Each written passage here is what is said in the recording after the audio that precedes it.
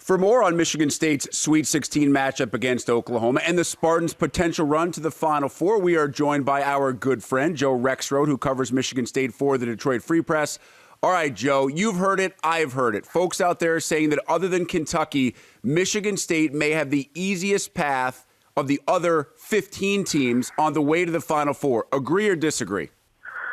Well, I guess when you look at possible matchups, certainly I think Michigan State would rather be where they are than, say, like in the West, looking at an Arizona, Wisconsin out there, or looking at a Duke. So, yeah, I guess I can buy that. I guess it's just, I still think Michigan State is still in a position where the margin for error is thin, and it has to play absolutely its highest level to get past another game in this tournament. I think Friday is a lot of people seem to be advancing Michigan State past Oklahoma, and I think that's a mistake. Yeah, I think that's a great point, Joe. I can't tell you how impressed I was in watching Oklahoma, especially offensively in their round of 32 win. What jumps out at you when you watch the Sooners?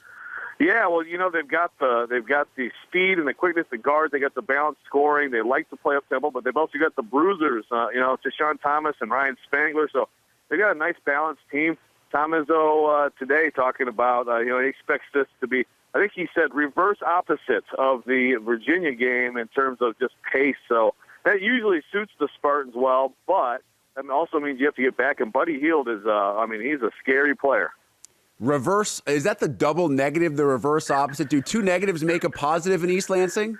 When Tom Izzo makes the Sweet 16, he can do whatever he wants with grammar, and it follows the rules. So, yes, the double negative is okay right now this time of year. Very good point, Joe. In March, whatever Tom Izzo says goes. You mentioned Buddy Hield. Very few people outside the Big 12 even know who he is. Yet here's a guy who was the Big 12 Player of the Year. How dangerous is he? Yeah, he's a heck of a player, big, athletic. He's not afraid of any shot. And, anybody who saw the end of that Dayton game, he got down court for a huge block to save that game. He's also best friends with Michigan State freshman Tum Tum Nair. They grew up in the Bahamas together, so that's another interesting sidebar on Friday. I imagine Michigan State will probably put Nair on Hield at least for part of the night. Could you imagine that, Tusum? You have a Buddy and a Tum Tum going out in the Bahamas? That just sounds like a lot of fun, doesn't it? Yeah, absolutely. Yeah, it sounds like the reverse opposite of not fun. Well done, my friend. Joe Rexrode covers Michigan State for the Detroit Free Press, joining us here on BTN Live. Joe, we listened to Tom Izzo on Monday, and he referred to his team chemistry, saying this may be the most together he can remember any team being during his 2 decades at Michigan State. From a player's perspective, who's the facilitator of that chemistry? Yeah, well, certainly you start with Travis Trice and Denzel Valentine, the co-captains. Denzel, I think from day one knew he wanted to be that next great leader, and he's been following this program since birth, and so he knows all about Magic and Mateen and Travis Walton and Draymond Green. So, he's been the guys who want to do that. But Travis Trice is one of those guys everyone likes. And then Brandon Dawson lately has really jumped in and been more vocal. It's just one of those locker rooms, and I think it's hard to find, where everyone really does seem to like everyone. They go in the same direction. They hang out off the court. I do think that pays off on the court. Joe, you mentioned some of the key figures, the Trices, the Dawsons, the Valentines. If I were to put you on the spot and ask you who in specifically this Oklahoma game can be the X factor for Michigan State, who would it be? Well, I'm going to go again with the guy who was in the first weekend, and that's Bryn Forbes.